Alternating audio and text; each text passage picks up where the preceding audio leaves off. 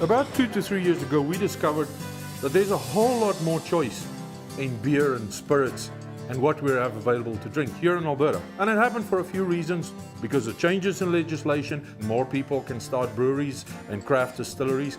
But we discovered the same way people want to be connected to their food, they also want to be connected to their beer and their spirits. They want to see who's making it. And with this whole explosion, almost 5,000 breweries in the USA alone, and here in Alberta it's going upwards of 70 at the moment, there's something that all of them have in common: the ingredients. And those ingredients is a story that very few people know about here in Alberta. It's a story about our Alberta barley that is contributing to making Alberta the new mecca for craft.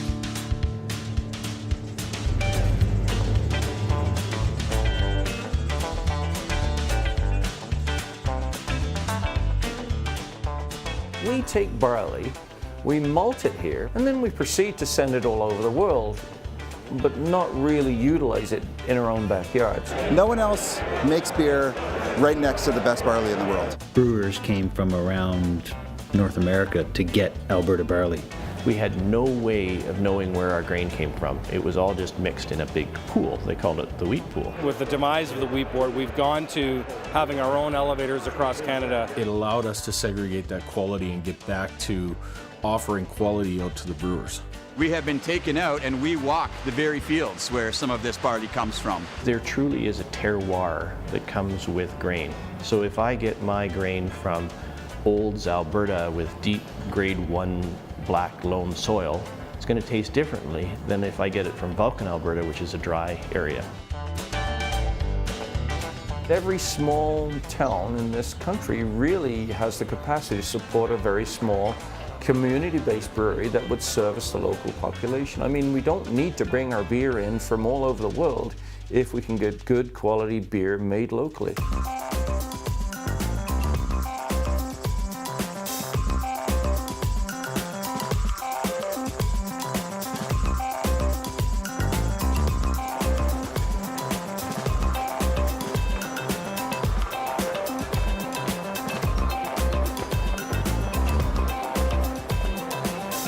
Of Alberta's craft distillers are here. We've got a ton of new craft breweries, and in the next 6 months we're probably going to see another 20, 30 open up in Alberta. 15 years ago, maybe 5% of our business was with craft, and today you could multiply that by near to 10 times. Rising tide lifts all boats, and it's more and more awareness and availability for craft beer will help everybody in the industry. Really try to build a brand, a following in a village. If you look around here, there are no TVs. We want people to come in and sit down and either relax or chat with their friends. For each quarter, we choose a local charity, and then we brew a beer for that charity. I have to ask, what is it you're drinking there? This is the Heritage Select 150 Pale Ale by Common Crown. If I heard it right, you made it. I made it, yes. We've grown up with farmers all around us, so when we opened our brewery, we wanted beer that farmers were going to want to drink to start. This one's bloody great. Good. What? It's good bloody malt, it's good hops. Cheers. This is the story that's over 100 years old that makes beer taste phenomenal, especially the ones that's made with malt from right here in Alberta. We want to tell you about the Maltsters of Alberta. Canada Malting has been doing it for over 100 years. Canada Malting, we're quite proud of our heritage. We've been around, our history says 1902, but we've done some tracing that brings us back into the late 1800s. Canada Malting pulls in greater than 50% of the barley used in Canada for malting purposes, and we deliver more than 50% of the malt produced. We're very well located internationally. We have customers in Japan, Korea, the US, Central and South America. In fact, we have on occasion even sent out to South Africa, even Australia, believe it or not. The raw material for malt is typically barley, but it can be wheat, it also can be rye, but barley is actually technically a fruit. You hear maltsters call them berries sometimes. We're in barley country. It's completely flat. We're out in the prairies. You plant your barley seed, and then on that stalk, and you get that head with all those barley kernels on it, They're all going to get the same amount of nutrients from the soil. They're all going to get the same sunshine. They're all going to get the same water when they're growing. So I think it's the best barley in the world. We get to select the best of the best for our malting process, and the brewer benefits from that. And so does the beer drinker. Alberta probably has the largest agricultural base compared to the prairie provinces. It is close to 60% of all sourced malting barley in the prairies. The quality question mark is always, what kind of barley do we get? And that's always the challenge. I think we bought our first elevator in 2002. I was always beating up the grain group on quality because at that point we were under the wheat board. You know, you were getting a mixed bag from the line companies. Like you were getting 13 protein and 11 protein and the spec was 12. Well, they just blend those all together. But as a maltster, you know a 13 protein and 11 protein react differently in the malt house. And then, you know, with the advent, I don't think we bought the elevators because we thought craft was coming. We bought the elevators to maintain our quality for the customers we had at that time. It just so happens that that investment we made 15, 16 years ago is paying really big dividends today. You look at our flag of Alberta, there's wheat fields on that flag, and that's our heritage. That's where we came from. Our growers out of our catchment areas, of our 5 country grain elevators, they trust us to help them get their malt barley to the end user. We view our farmers as being our customers, you know, instead of a supplier. I've been farming for 25 years since school. I remember my dad always dealing with Canada Malt back in the day. In the spring, we kind of come up with a plan for the year, how many acres we need to produce and what we think it's going to yield. And also with Canada Malt, we have some great people we deal with there. We talk about different varieties, what the end user is looking for that year or the next year. Our craft brewers want that special, exact protein. If that's what they want, that's what they're going to get. And it's easy for us to do that. We don't have big, huge silos where you just pour all your barley into it, and as you ship it out, you hope it comes out at 5% protein or less. That's the beauty of our elevators, is keeping our proteins and our varieties homogeneous. Within these elevators, we have 25 to 30 small bins. So we can actually take out just small quantities of barley. What that allowed us to do was to go out and contract directly with producers, where we're not buying an overabundance and then just cherry picking out the best. We give them a guarantee of malt barley as long as it makes the quality parameter. We sample the barley. We know before that truck even enters the elevator where we're going to put it. And then that allows us to go back to the brewing market and offer out a really good quality malt.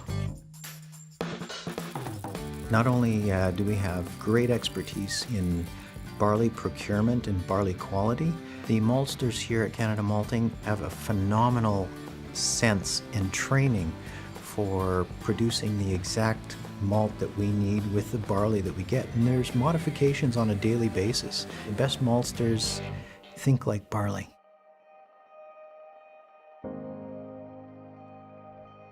Being a maltster is part of an art, but there's a lot of science to it. And that's what's really changed over the years, is being able to meet the particular attributes that the customer's looking for in the malt. 3 basic steps for malting. You start with clean barley.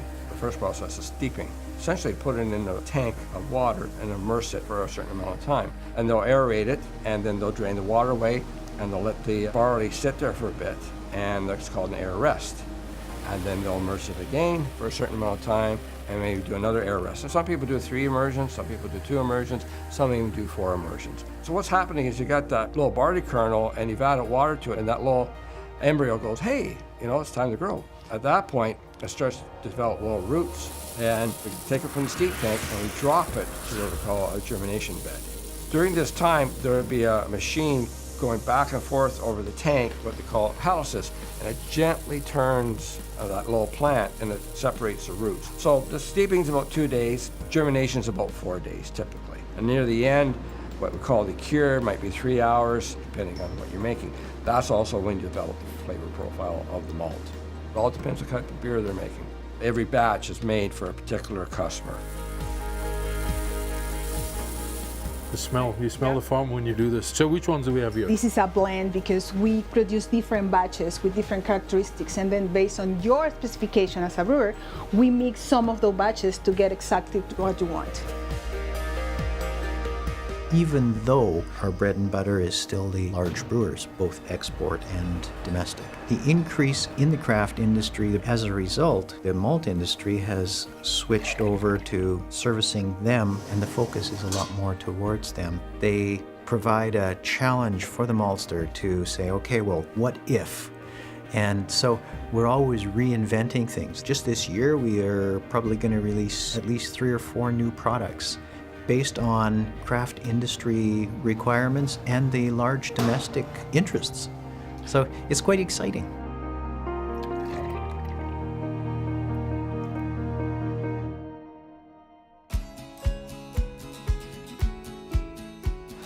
We're making a lot of different styles of beer. So what we're looking for is a very versatile malt, a lot of character, but a lot of nice clean flavor as well that can work in a wide variety of beers. Every malt has its own sort of terroir. The Maltster, of course, has a whole lot to do with it. With Canada Malting, we're able to find the perfect mix that works for all of our brands. So we get our malt from Canada Malting, and then water right here in Banff. So definitely a consistent product, so we can end up getting the same beer again and again. We can do a malt order and it'll be here in 2 days, which for us is great because if we notice, oh, this beer has sold way quicker throughout the week than we were anticipating, then it can be here like that and we can brew it again. Did you know that you can ask Canada Malting to tell you which farmer is involved in the malt that you're actually using? I did not know that. Yes. Really?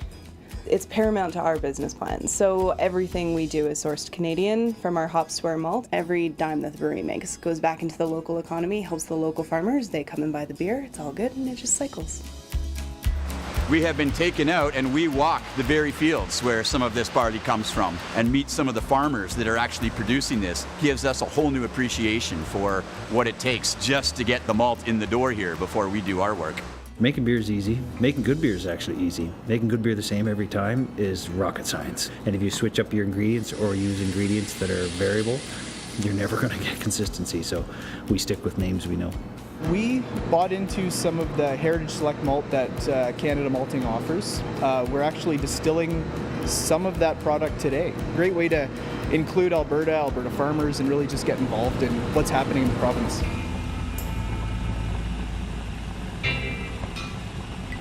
Recently, we had a very old variety, Ollie. It was found by the barley department. Tech Services worked with it a little bit to understand the quality, how it was going to malt, and brought in and commercialized it. It's called Alberta Heritage.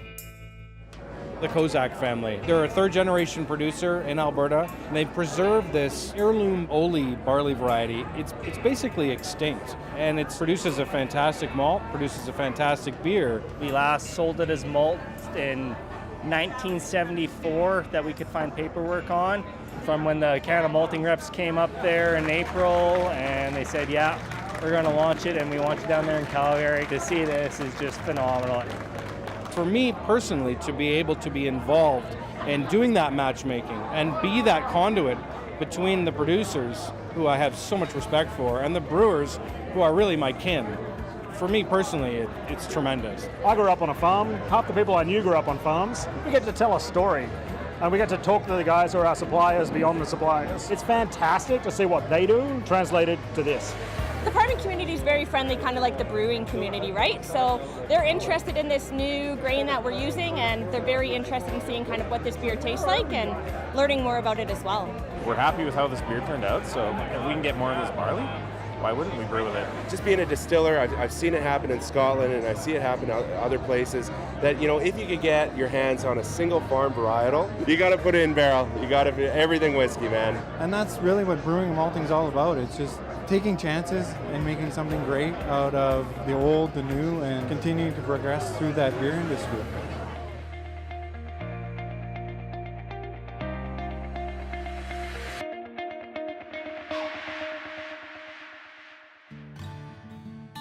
There's not a beer I don't like. You know what? And you appreciate the craft and the effort and the passion that goes into making them, because you know whoever made that beer is as crazy and passionate as I am, as a farmer is. We have a passion and a love for the barley and growing crops. Those guys have a passion for the brew that they're making. It's fun to work with those people. Not to mention you get to have the odd beer that's pretty good too. To talk to the end user, the brewer, know that they're either happy or they want some changes, and to throw ideas back. So it's continually learning process. It's a team effort, I think. It benefits everybody who loves beer. I don't view myself being a maltster any different than a brewer. I'm very passionate about what I do, and to see these young guys starting these businesses off in the brewing and in the craft malting area, that's what's been impressive to me. Is anywhere I go now in North America, when I look at the beer that's being produced, it's phenomenal. The next time you throw back that cold Pilsner and that crisp lager, you would know that this grain, this province, and the Maltsters of Canada malting made a whole lot of that possible. That's why we can have craft brewing, is because the people of Alberta is exporting a phenomenal story and great products to the rest of the world. We're so glad we can share it with you.